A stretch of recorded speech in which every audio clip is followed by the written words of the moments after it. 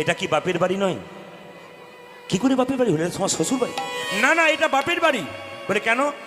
তুমি আমার বাবা, তুমি আমার ভাই, তুমি আমার ছেলে, তুমি আমার বন্ধু, তুমি আমার ইহকাল, তুমি আমার। আপনাদের মনে খটকা লাগছে না? আমার স্বামী বাবা হয়, স্বামী ভাই হয়, স্বামী ছেলে হয়। এ কথা বিশ্বাস করো না কে? নিমাই। প্রিয়া, তুমি বললে স্বামী বাবা হয়।